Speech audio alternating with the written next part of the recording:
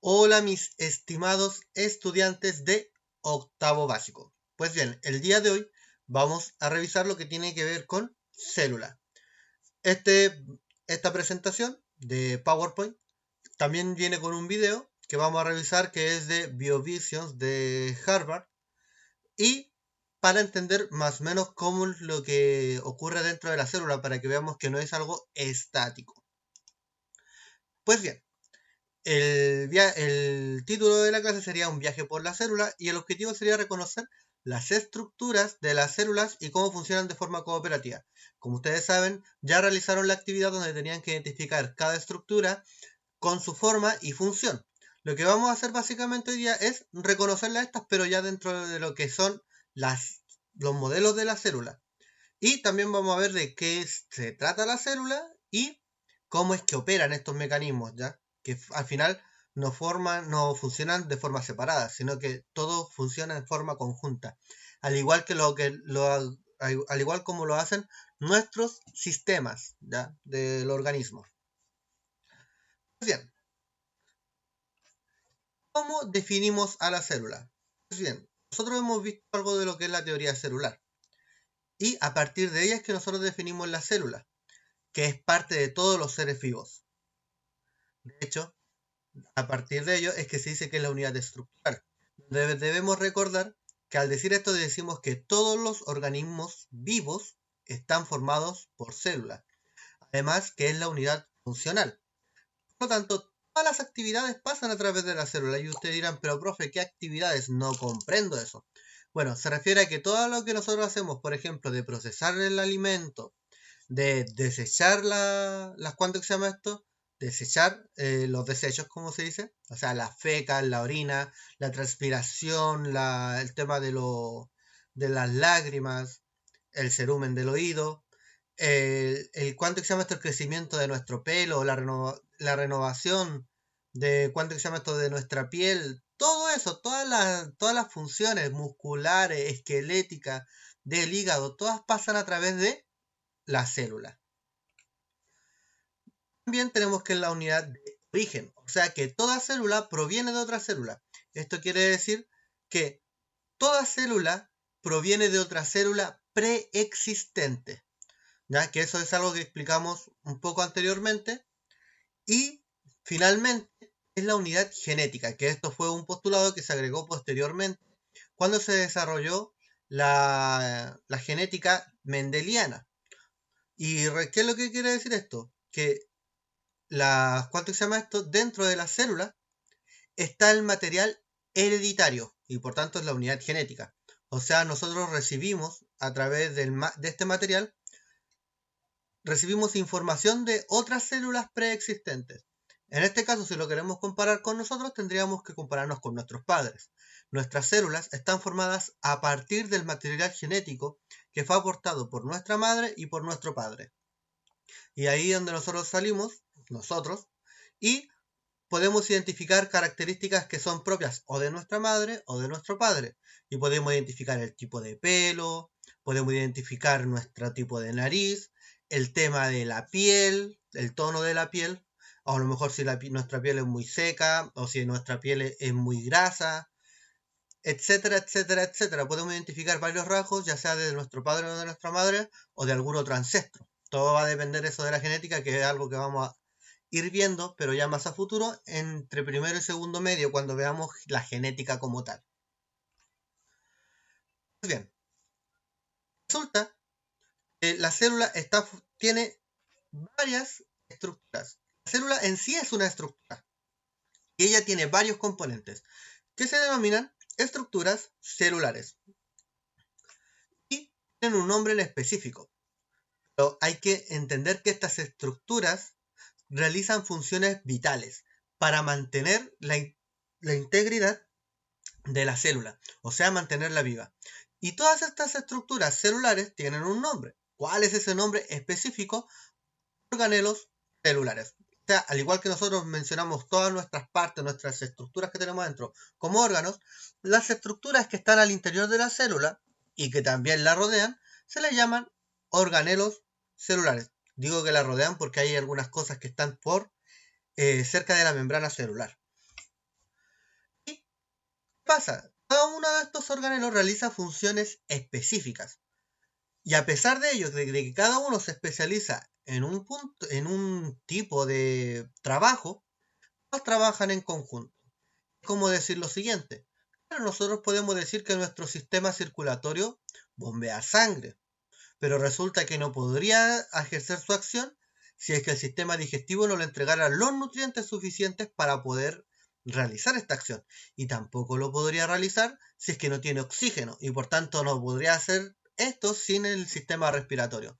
O sea, a pesar de que cada uno de los componentes se especializa en un tipo de función específica, cada uno de ellos en conjunto trabajan. ¿Para qué? Para mantener la integridad de la célula viva. Es ahí donde nos encontramos con lo siguiente. ¿Cuáles son estas estructuras celulares? Ya sabemos que cuáles son los organelos, ya sabemos que se llaman organelos. Recuerden, ¿cuáles son las estructuras celulares? Los organelos.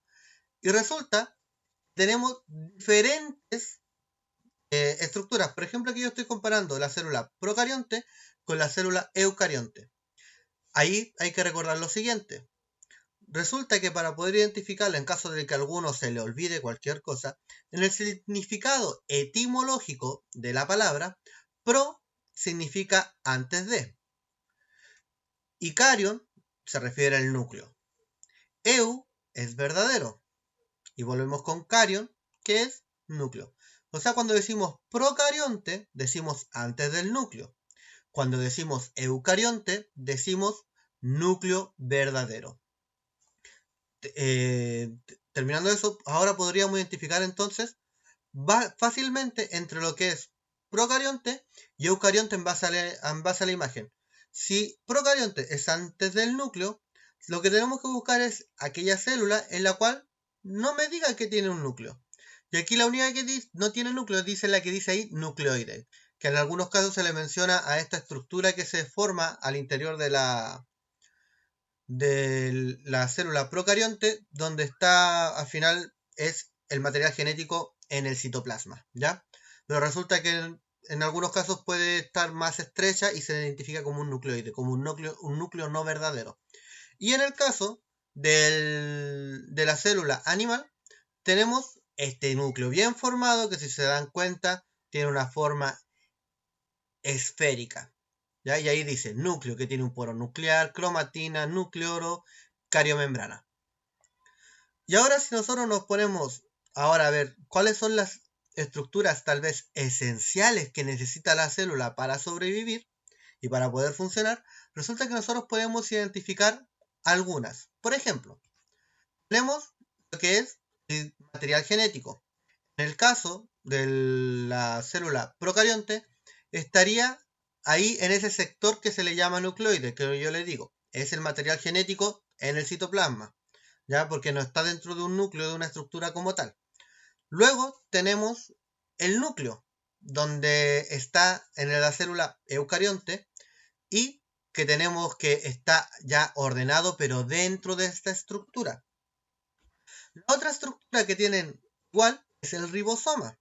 El ribosoma se encarga de procesar el ARN, esencial para la fabricación de proteínas. Luego tenemos el citoplasma, que es este líquido que está al interior de la célula. Luego tenemos la membrana plasmática, que es la que rodea la célula y que le define el límite entre lo que es interno y lo que es externo a la célula. Y también podríamos mencionar un último, pero en cuanto se llama esto, no podemos decir que todas las células animales tienen esto, ni tampoco todas las células procariontes, flagelo. De hecho, hay algunos tipos de de microorganismos del tipo vegetal que también poseen flagelo. ¿Ya? Y aquí lo que estamos haciendo, que ustedes me dicen, profe, me lo he escuchado decir animal, lo he escuchado decir vegetal. Pues bien, lo que estoy mostrándole acá es la célula procarionte con la célula eucarionte animal.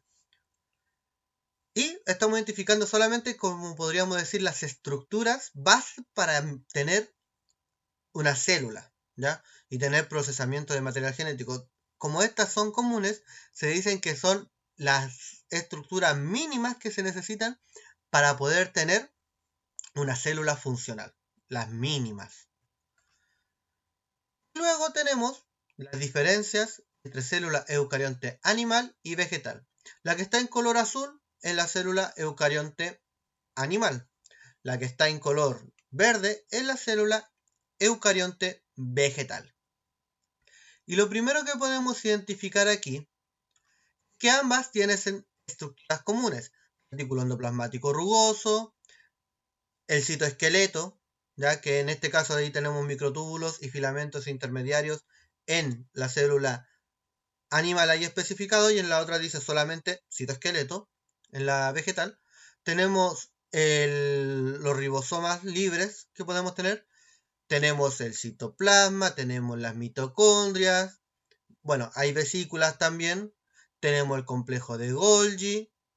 Y esas son las que se mencionan en esta estructura.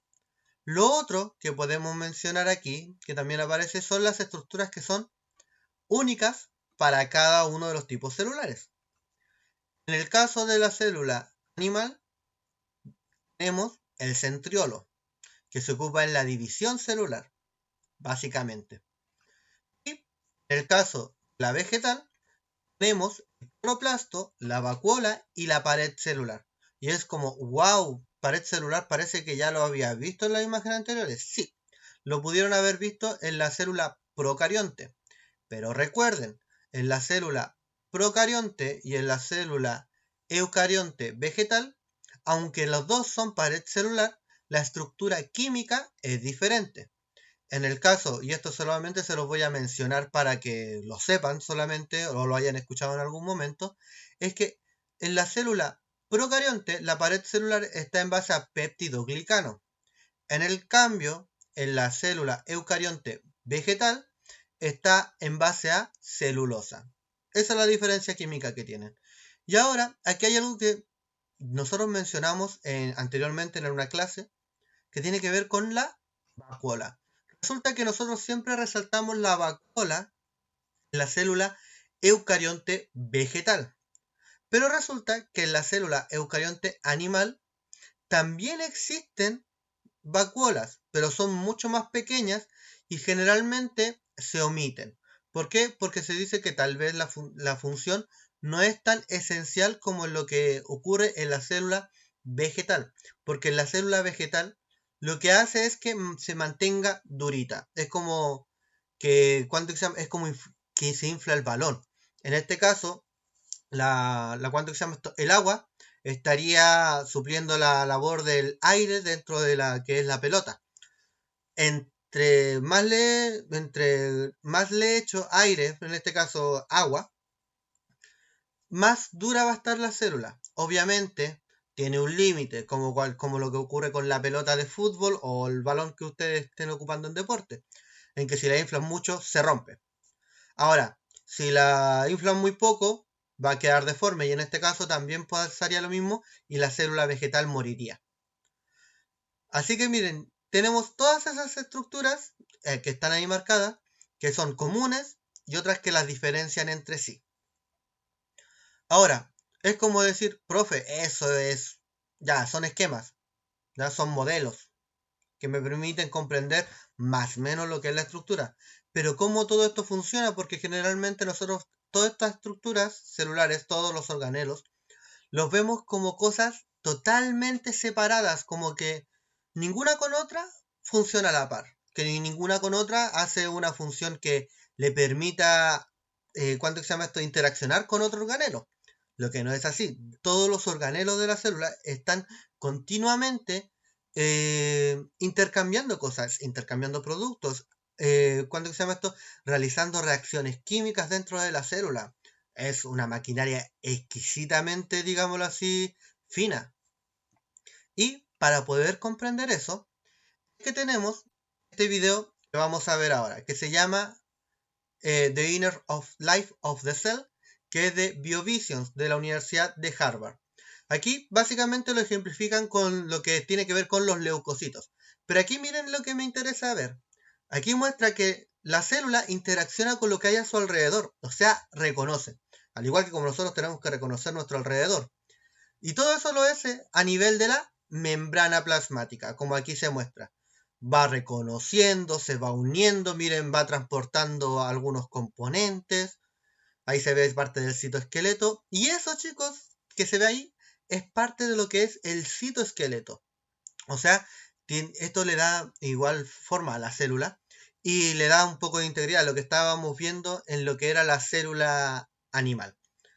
Y ahí miren, es algo que no es que esté fijo, sino que va moldeándose según las necesidades de la célula, porque la célula debe cambiar de forma y todo ello. Y tiene algunos productos, algunas, digámoslo así, estructuras que le permiten armar, desarmar, lo que ellos lo necesita. También tenemos ahí que ahí van unas proteínas transportando algunas sustancias. En ese caso, ahí tenemos que está transportando algo redondo, ¿ya? Una vesícula. Y ahí se ve también que no es que todos los organelos estén quietos, se ve que se van moviendo. Aquí, por ejemplo, lo que está haciendo es procesar material genético. Ahí tenemos al ribosoma que está procesando parte del material genético. ¿Para qué? Para formar una proteína, ¿ya? Y esa proteína, después cuando obtenga su estructura, va a ser transportada a otro organelo celular o tal vez va a ser transportado al exterior de la célula. Ahí, por ejemplo, en el otro estaba libre, en este lo estaba haciendo en el retículo endoplasmático rugoso. Y ahí, por ejemplo, lo que podemos ver al fondo, esta estructura ahí que se ve ahí, eso es el aparato de Golgi, el correo Chile. Si se dan cuenta, hay cosas que le van llegando, que se ve ahí en el video, y otras las va sacando. Ahí, por ejemplo, la sacó hacia el exterior de la célula. ¿Por qué? Porque a cada reconocimiento de algo que hay en el exterior, viene una reacción. Al igual como nosotros reaccionamos frente a nuestro entorno. Por ejemplo, por un cambio de luz, porque nos viene una pelota y la tenemos que esquivar, ¿ya? La célula también reacciona y, en base a ello, puede realizar una acción en específico. En este caso, el leucocito va a pasar al tejido que está ahí alrededor del vaso sanguíneo. ¿Para qué? Para atacar a algún microorganismo en este caso, ¿ya? Y va a ejercer su acción en la cual está comprometida. O sea, miren chicos, no es algo que nosotros digamos que es estático. Es algo que está continuamente operando, cambiando. Está haciendo todo lo que nosotros hacemos diariamente. Nosotros diariamente ¿cuánto se llama esto? Reaccionamos en base a lo que ocurre en nuestro entorno. Reaccionamos en base a lo que es la presencia o ausencia de luz. La célula también puede reconocer ciertas, ¿cuánto se llama esto? Ciertas señales de su entorno, ¿ya? Ya chicos, espero que con esto ustedes comprendan que no es que la célula sea un ente estático, sino que es un ente dinámico, ¿ya? Y espero que les haya gustado esta presentación y nos estamos comunicando. Cuídense, hasta luego.